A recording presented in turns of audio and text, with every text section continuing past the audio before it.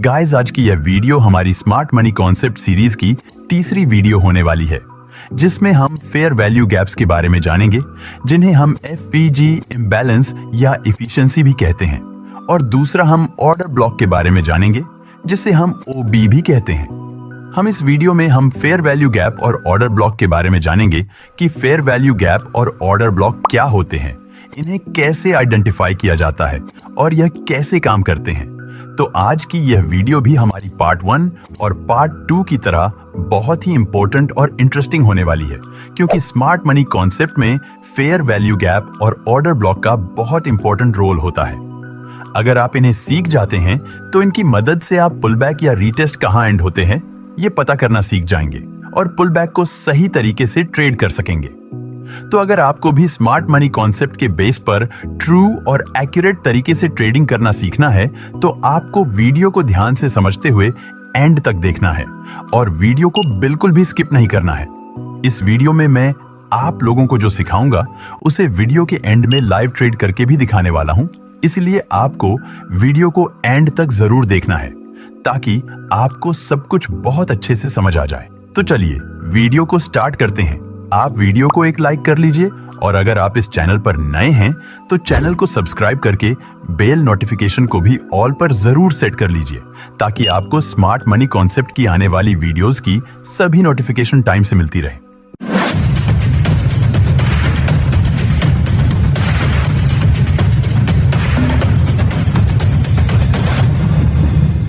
Guys, FVG क्या होता है और ऑर्डर ब्लॉक क्या होता है, इसके बारे में जानने से पहले मैं रिटेल ट्रेडर्स की एक कॉमन मिस्टेक को थोड़ा सा हाईलाइट करना चाहूंगा, जो कि बहुत सारे रिटेल ट्रेडर्स ट्रेंडिंग मार्केट के दौरान करते हैं, जिसकी वजह से उन्हें लॉस उठाना पड़ता है। जो रिटेल ट्रेडर्स होते हैं वो लोग देखते हैं कि जब मार्केट अप ट्रेंड या डाउन ट्रेंड में मूव कर रहा होता है, जैसे मान लीजिए कि यहाँ पर मार्केट हायर हाई और हायर लो की फॉर्मेशन करते हुए अपर ट्रेंड में जा रहा है, अब यहाँ पर रिटेल ट्रेडर्स को एंट्री करना होता है, तो वो लोग यहाँ पर वेट करने लगते हैं कि जब मार्केट इस हायर हाई को ब्रेक करेगा तो वो यहाँ पर बाइंग साइड का ट्रेड लेंगे। उसके बाद देखिए मार्केट यहाँ पर इस हायर हाई पॉइंट को ब्रेक करता है, तो अब यहाँ पर ब्रेकआउट को देखकर लाखों रिटेल ट्रेडर्स बाइंग करना स्टार्ट कर देते हैं और वो लोग अपना स्टॉप लॉस यहाँ कहीं रख देते हैं। उसके बाद देखिए प्राइस थोड़ा सा ऊपर जाता है और उसके बाद नीचे आ जाता है। अब यहाँ पर जितने भी रिटेल ट्रेडर्स ब्रेकआउट पर बाइंग किए हुए होते हैं उन सभी का स्टॉप लॉस हिट हो जाता है। इसीलिए हमें इस तरह से बीच में एंट्री नहीं करना चाहिए, नहीं तो मैक्सिमम टाइम हमारा स्टॉप लॉस हिट हो जाएगा।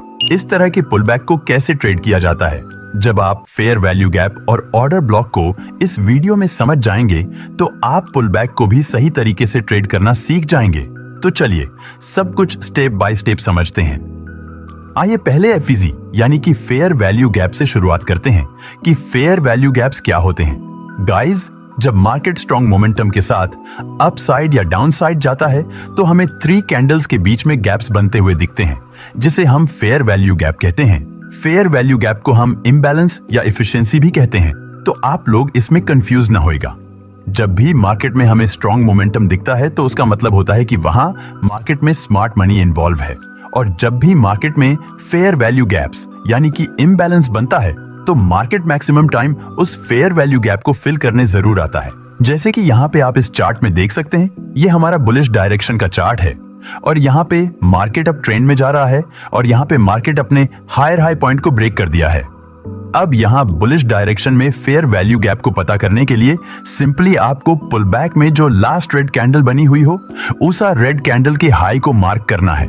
जैसा कि यहाँ पे आप देख सकते हैं कि मार्केट यहाँ से ऊपर गया है और यहाँ पे एक पुलबैक दे दिया है। अब पुलबैक में जो लास्ट रेड कैंडल है वो ये वाली है, तो हमें सबसे पहले इस कैंडल के हाई को मार्क कर लेना है। उसके बाद हमें इस दूसरी कैंडल को कुछ नहीं करना है और ये तीसरी कैंडल के लो को मार्क कर लेना है। अब आप यहाँ देख सकते हैं कि जब हम यहाँ पर इस लास्ट रेड कैंडल के हाई को और इस तीसरी कैंडल के लो को मार्क किए तो हमें यहाँ पर एक गैप बनते हुए दिख रहा है। यही वह गैप है जिसे हम फेयर वैल्यू गैप इम्बैलेंस या एफिशिएंसी कहते हैं। इस गैप को हम फेयर वैल्यू गैप इसलिए कहते हैं क्योंकि मार्केट यहां से एग्रेसिवली ऊपर गया है। जब मार्केट में इस तरह का स्ट्रॉन्ग मोमेंटम होता है तो ये मोमेंटम स्मार्ट मनी के द्वारा कराया जाता है, यानी कि इस दौरान मार्केट में काफी बड़ा अमाउंट ऐड हुआ होता है। इसीलिए हमें इस तरह का स्ट्रॉन्ग मोमेंटम देखने को मिलता है। क्योंकि मार्केट में बड़ा अमाउंट स्मार्ट मनी ही ऐड करते हैं। इसके बारे में मैं आप लोगों को स्मार्ट मनी कॉन्सेप्ट की पार्ट 1 वीडियो में बहुत अच्छे से बताया हूं। तो अब हम यहाँ पे एक फेयर वैल्यू गैप को मार्क कर लिया है। अब इसी तरह से आपको दूसरा फेयर वैल्यू गैप को आइडेंटिफाई करने के लिए सिंपली सेकंड वाली कैंडल यानी कि इस वाली कैंडल के हाई को मार्क करना है। इसके बाद जो नेक्स्ट ये वाली कैंडल है इसे कुछ भी नहीं करना है, और जो थर्ड ये वाली कैंडल है इसके लो को मार्क करना है। अब यहाँ आप देख सकते हैं कि जब हम यहाँ पे इस कैंडल के हाई और इस थर्ड कैंडल के लो को मार्क किए तो यहाँ पे भी हमें एक डिफरेंस क्रिएट होता हुआ दिख रहा है, यानी कि यहाँ पे हमें एक और फेयर वैल्यू गैप क्रिएट होता हुआ दिख रहा है। इसी तरह से आपको और फेयर वैल्यू गैप पता करने के लिए नेक्स्ट कैंडल यानी कि इस वाली के हाई को मार्क करना है, उसके बाद दूसरी कैंडल को कुछ नहीं करना है और तीसरी वाली कैंडल के लो को मार्क करना है। अब यहाँ पे भी आप देख सकते हैं कि जब हम इस कैंडल के हाई को और इस तीसरी कैंडल के लो को मार्क किए तो हमें यहाँ पे भी एक फेयर वैल्यू गैप बनता हुआ दिख रहा है। तो इसी तरह से आपको भी फेयर वैल्यू गैप को मार्क करना है, यानी कि अब ट्रेंड मार्केट में सबसे पहले लास्ट रेड कैंडल के हाई को और थर्ड कैंडल के लो को जब मार्क करेंगे तो जो गैप क्रिएट होता हुआ दिखेगा वही हमारा फेयर वैल्यू गैप होगा। इसी तरह से आपको दूसरा फेयर वैल्यू गैप पता करने के लिए नेक्स्ट कैंडल के हाई को मार्क करना होता है, और उस कैंडल के बाद जो नेक्स्ट कैंडल होती है उसे कुछ नहीं करना होता है, और जो थर्ड वाली होती है उसके लो को मार्क करना होता है। तो जो गैप बनता हुआ दिखता है वो फेयर वैल्यू गैप होता है। तो इस चार्ट में हमें 3 फेयर वैल्यू गैप बना हुआ दिख रहा है। तो जब भी मार्केट यहाँ पे पुल बैक देगा तो मार्केट के हाई चांस रहेगा कि इस फर्स्ट वाले फेयर वैल्यू गैप को फिल करने जरूर आए, क्योंकि जो हमारा पहला फेयर वैल्यू गैप होता है वह अल्टीमेट पॉइंट होता है। उस फेयर वैल्यू गैप को फिल करने मार्केट के आने का चांस बहुत ज्यादा होता है। अगर ये 2 फेयर वैल्यू गैप यहाँ पे ना होता तो मार्केट यहाँ तक आता और इसे फिल करके अपसाइड्स चला जाता, लेकिन यहाँ पे 3 फेयर वैल्यू गैप बने हुए हैं तो मार्केट के यहाँ तक आने का चांस ज्यादा है। जैसा कि आप देख सकते हैं कि मार्केट यहाँ पे एक पुल बैक दिया है और इस पहले वाले फेयर वैल्यू गैप तक आया है और इसे फिल करके अपसाइड चला गया है।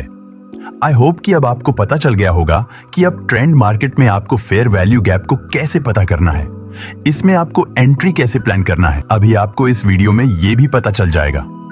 अब आइए जानते हैं कि डाउन ट्रेंड मार्केट में हमें फेयर वैल्यू गैप को कैसे पता करना है। गाइस, डाउन ट्रेंड मार्केट में आपको फेयर वैल्यू गैप को पता करने के लिए सिंपली अपर ट्रेंड वाली टेक्निक को उल्टा कर देना है, यानी कि अपर ट्रेंड मार्केट में हम फेयर वैल्यू गैप को पता करने के लिए लास्ट रेड कैंडल के हाई और तीसरे कैंडल के लो को मार्क करते हैं, लेकिन डाउन ट्रेंड मार्केट में हमें फेयर वैल्यू गैप को पता करने के लिए लास्ट ग्रीन कैंडल के लो को और तीसरे कैंडल के हाई को मार्क करना होता है। जैसे कि आप इस दूसरे वाले चार्ट में देखिए, यहाँ मार्केट बेरिश ट्रेंड में आया है और यहाँ पे एक पुल बैक दिया है और उसके बाद दोबारा से डाउन साइड आ गया है और इस लोअर लो पॉइंट को ब्रेक कर दिया है।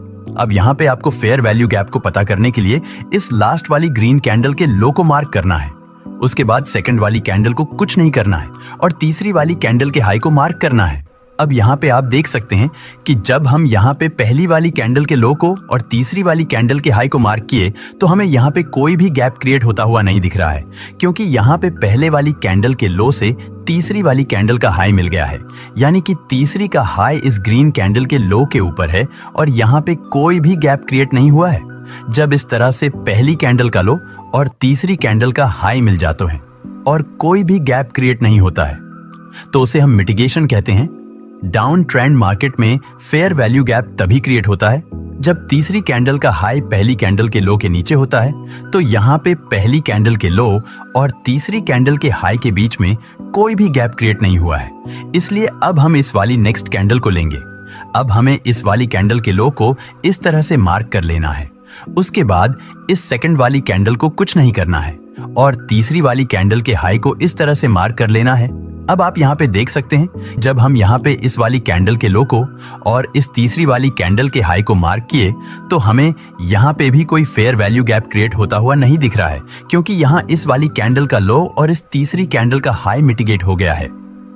तो अब हमें इस वाली के लो को मार्क करना है, उसके बाद इस सेकंड वाली कैंडल को कुछ नहीं करना है और इस तीसरी वाली कैंडल के हाई को मार्क करना है। अब आप यहाँ देख सकते हैं कि यहाँ पे एक फेयर वैल्यू क्रिएट होता हुआ दिख रहा है, तो हमें यहाँ पर एक फेयर वैल्यू गैप मिल चुका है। अब आगे भी कोई फेयर वैल्यू गैप है या नहीं, इसको पता करने के लिए अब हम इस नेक्स्ट कैंडल के लो को मार्क करेंगे और इस तीसरी कैंडल के हाई को मार्क करेंगे।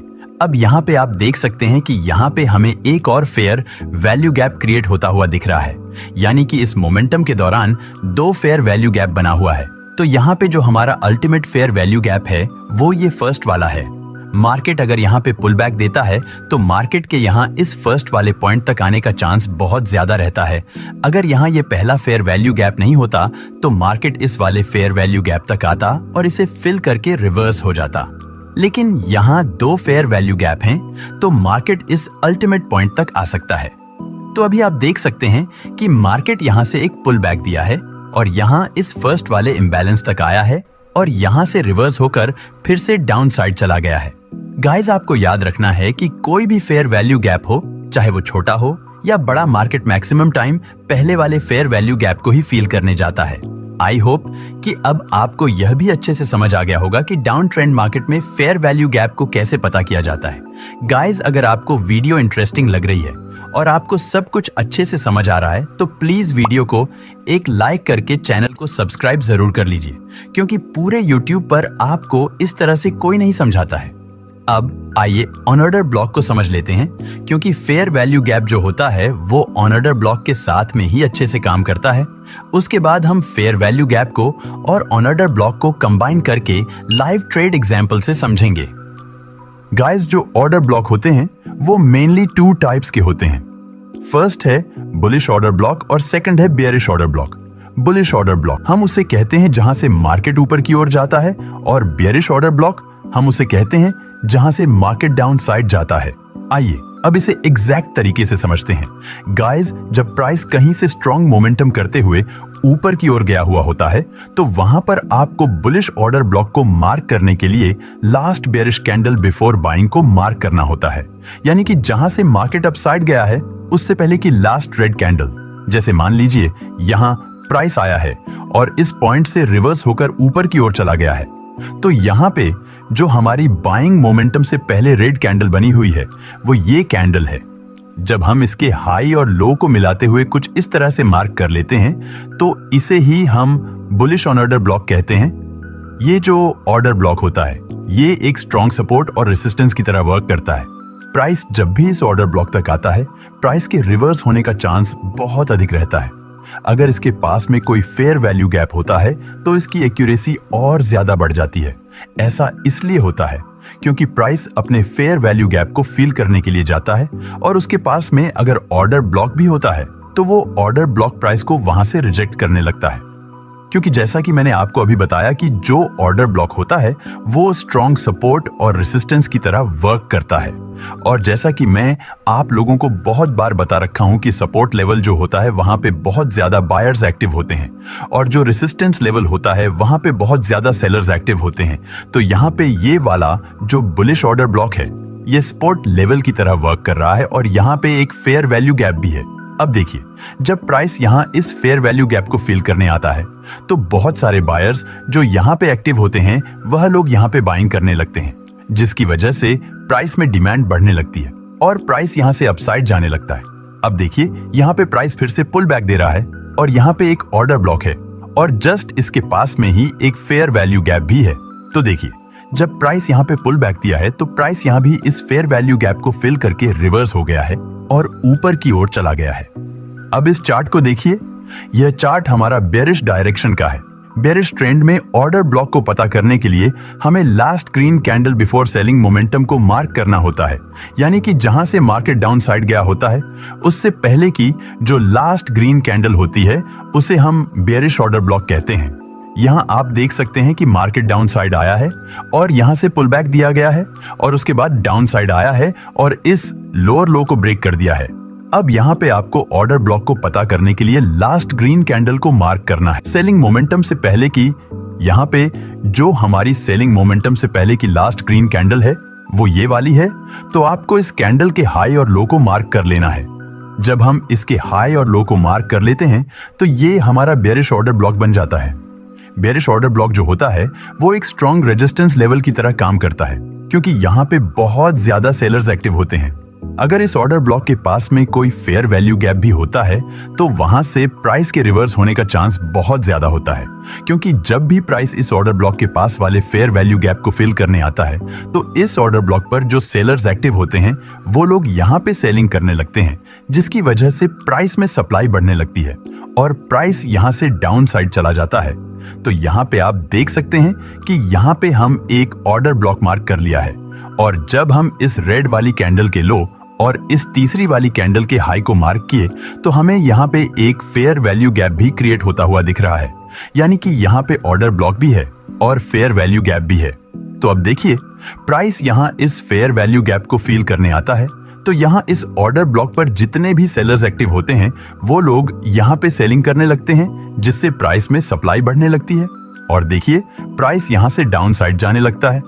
तो इस कंडीशन में आपको ट्रेड करके के लिए देखना है, जब कोई ऑर्डर ब्लॉक हो और उसके पास में ही कोई फेयर वैल्यू गैप हो तो वेट करना है जब प्राइस उस फेयर वैल्यू गैप को फील कर दे और वहां पे कोई रिवर्सल कैंडलस्टिक पैटर्न दिखे तो वहां पे आप अपना ट्रेड प्लान कर सकते हैं। गाइस, एक बात आपको हमेशा याद रखनी है कि fair value gap order block के जितने ज्यादा पास में होगा प्राइस के वहां से रिवर्स होने का चांस उतना ही ज्यादा रहता है।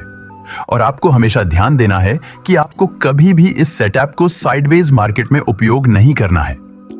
गाइस, इसी सेटअप का इस्तेमाल करके मैंने 10 मई 2024 शुक्रवार को बैंक निफ्टी में ट्रेड किया था। आइए उसे देखते हैं। इस चार्ट को देखिए, ये चार्ट हमारा 10 मई 2024 का बैंक निफ्टी का है, जो कि हम 5 मिनट के टाइम फ्रेम पे देख रहे हैं। यहाँ पर आप देख सकते हैं कि मार्केट यहाँ पे डाउन ट्रेंड में आ रहा है और यहाँ पर मार्केट एक पुल बैक दे रहा है। अगर आप यहाँ पे ऑर्डर ब्लॉक को देखेंगे तो जो हमारा ऑर्डर ब्लॉक है वह ये ग्रीन कैंडल है।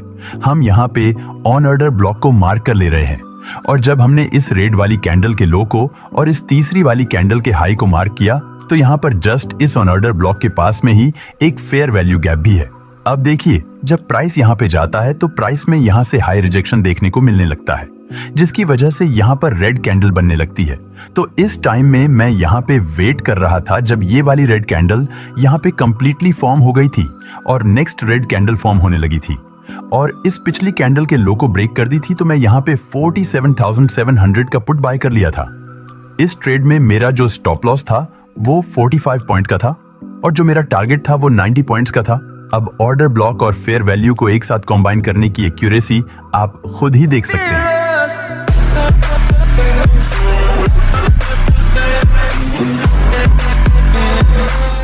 सो गाइस, जैसा कि आपने देखा कि जब मैं यहाँ पे अपने ट्रेड में एंटर हो जाता हूँ तो प्राइस यहाँ से डाउन साइड आ जाता है और यहाँ पे बहुत ही इजीली मेरा 90 पॉइंट्स का टारगेट अचीव हो जाता है। सो इसी तरह से जैसे जैसे मैंने आपको बताया है, आपको उसी तरह से प्रॉपर रूल का पालन करते हुए ही ट्रेड करना है। आपको हमेशा ध्यान में रखना चाहिए कि आपको कभी भी जल्दबाजी में ट्रेड नहीं करना चाहिए। आपको पहले अपने सेटअप का इंतजार करना चाहिए। जब आपका सेटअप मार्केट में बने तभी आपको ट्रेड करना चाहिए। सो आई होप कि आपको फेयर वैल्यू गैप और ऑर्डर ब्लॉक के बारे में सब कुछ अच्छे से समझ आ गया होगा। अगर आपको वीडियो अच्छी लगी हो तो प्लीज वीडियो को एक लाइक करके चैनल को सब्सक्राइब जरूर कर लीजिए और इस वीडियो को अपने दोस्तों के साथ भी शेयर कर दीजिए। अगर आपको इस वीडियो में कोई भी डाउट हो तो आप कमेंट करके जरूर बताइए। और अगर आप स्मार्ट मनी कॉन्सेप्ट की पार्ट 1 और पार्ट 2 वीडियो नहीं देखे हैं तो उसे भी जरूर देख लीजिए, क्योंकि स्मार्ट मनी कॉन्सेप्ट पर मैं जो भी वीडियो बनाने वाला हूं वो सभी वीडियोस एक दूसरे से कंबाइन हैं। तो इसी के साथ मिलते हैं हम स्मार्ट मनी कॉन्सेप्ट के एक और नए वीडियो में। तब तक के लिए goodbye and take care.